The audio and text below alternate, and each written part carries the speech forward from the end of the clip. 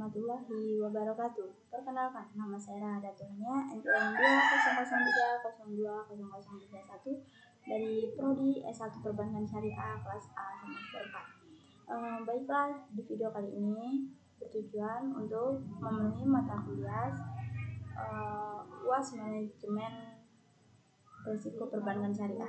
Langsung saja. Pertanyaan yang pertama, jelaskan penyebab risiko kredit bermasalah dari aspek kredit dan aspek operasional. Jawabannya, aspek risiko kredit timbul dari adanya kemungkinan bahwa kredit yang diberikan oleh bank atau obligasi yang dibeli tidak dapat dibayarkan kembali. Risiko kredit juga timbul dari tidak dipenuhinya berbagai bentuk kewajiban pihak lain kepada bank, seperti kegagalan memenuhi kewajiban pembayaran dalam kontrak derivatif. Risiko kredit merupakan risiko terbesar yang dihadapi. Pada umumnya, margin yang diperhitungkan untuk mengantisipasi risiko kredit hanyalah merupakan bagian kecil dari total kredit yang diberikan bank. Dan oleh karenanya, kerugian pada kredit dapat menghancurkan modal bank dalam waktu singkat. Kredit bermasalah secara umum adalah semua kredit yang mengandung risiko tinggi, atau kredit bermasalah adalah kredit-kredit yang mengandung kelemahan berdasarkan Surat Edaran Bank Indonesia bahwa kredit bermasalah adalah kredit yang kualitas kurang lancar, diragukan, dan macet. Jumlah kredit bermasalah dapat diketahui melalui 1. Penyebab kredit bermasalah, dan yang kedua, penyelamatan kredit bermasalah. Menurut Artesa dan Edia, penyebab kredit bermasalah pada umumnya adalah pihak debitur atau nasabah peminjam, pihak bank, dan pihak lainnya. Sedangkan menurut Kasmir, langkah-langkah penyelamatan kredit bermasalah dapat dilakukan dengan beberapa metode, yaitu 1. Penjadwalan kembali, yang kedua, persyaratan kembali, dan yang ketiga, penataan kembali, keempat, kombinasi, dan yang kelima, penyitaan jaminan. Penjadwalan kembali atau rescheduling yaitu suatu tindakan yang diambil dengan cara memperpanjang jangka waktu kredit atau jangka waktu angsuran. Dalam hal ini, debitur memberi keringanan dalam masalah jangka waktu kredit pembayaran kredit. Misalnya, perpanjangan jangka waktu kredit dari 6 bulan menjadi 1 tahun, sehingga debitur mempunyai waktu yang lebih lama untuk mengembalikannya. Memperpanjang angsuran hampir sama dengan jangka waktu kredit. Yang kedua, ada aspek operasional, merupakan risiko yang umumnya bersumber dari masalah internal perusahaan, di mana risiko ini terjadi disebabkan oleh lemahnya sistem kontrol manajemen yang dilakukan oleh pihak internal perusahaan. Risiko operasional juga disebabkan adanya ketidakcukupan dan atau tidak berfungsi pada internal, kesalahan manusia, kegagalan sistem, atau adanya masalah eksternal yang mempengaruhi operasional bank. Pertanyaan yang kedua,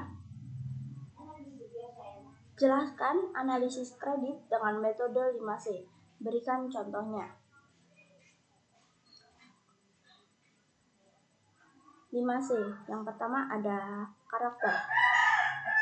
Contohnya, menilai moral watak atau kejujuran dan rasa tanggung jawab sebagai manusia dalam melakukan kegiatan usaha. Karakter dapat dilihat dari latar belakang pekerjaan dan keadaan keluarga. Yang kedua ada kapasitif atau kapasitas. Contohnya, menilai kapasitas membayar kewajiban dari debitur. Kapasitas diukur dari kinerja bisnis di masa lampau dan pengamatan di lapangan, pabrik, dan toko. Yang ketiga ada kapital atau modal. Contohnya, menilai modal yang dimiliki dalam artian kemampuan untuk menyertakan atau modal sendiri. Yang keempat ada condition atau kondisi. Contohnya, menilai kondisi ekonomi prospek bisnis dikaitkan dengan kondisi ekonomi. Yang kelima ada kolateral atau jaminan. Contohnya, menilai ketersediaan agunan jaminan menutup risiko. Pertanyaan yang ketiga ada jelaskan faktor pertimbangan dalam persetujuan kredit menurut Banker Association for Risk Management 2012. Banker Association for Risk Management 2012 memberikan beberapa faktor pertimbangan dalam persetujuan kredit, yaitu yang pertama, tujuan kredit dan sumber pembayaran. 2. Profil resiko debitur terdiri kinerja historis industri, tempat debitur menjalankan usaha. 3. Kemampuan bisnis debitur dan kondisi sektor ekonomi. 4. Analisis pemasaran dan aspek teknis dasar menentukan asumsi proyeksi keuangan. 5. Analisis keuangan. Dan yang keenam ada aspek legal dan agunan untuk menentukan persyaratan kredit. Pertanyaan yang keempat ada apakah yang dimaksud dengan limit trading dan kenapa bank perlu memperhatikan limit trading? Jawabannya, limit trading atau TL adalah batasan maksimum dari modal nasabah agar dapat membeli saham di hari tersebut. Trading limit juga memberi fasilitas pinjaman untuk nasabah ke bentuk limit transaksi yang nilainya lebih besar. Dan kenapa bank perlu memperhatikan limit trading? Karena dengan adanya fasilitas trading limit akan sangat mempermudah nasabah yang kekurangan dana dan mampu memaksimalkan asetnya, terlebih dengan penalti yang diberikan hanya 0,1% per hari dari dana yang dipinjam. Dan untuk mendukung pembiayaan kepada sektor real dengan tetap memperhatikan prinsip. Dan pertanyaan yang terakhir, setiap kejadian terkait risiko operasional atau event dipicu oleh beberapa jenis penyebab atau cause dan menimbulkan beberapa kategori dampak kerugian atau impact, dan buatlah contoh konkret dari setiap kategori kejadian atau event risiko operasional. Jawabannya,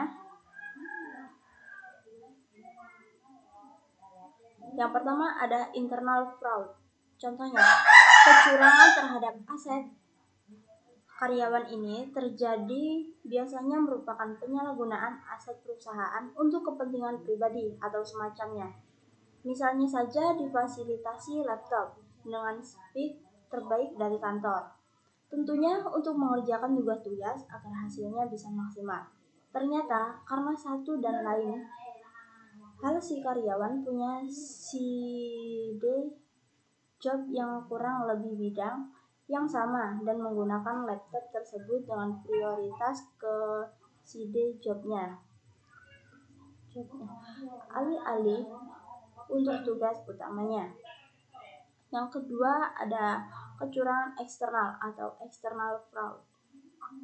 Contohnya, kecurangan yang dilakukan oleh pihak luar terhadap entitas.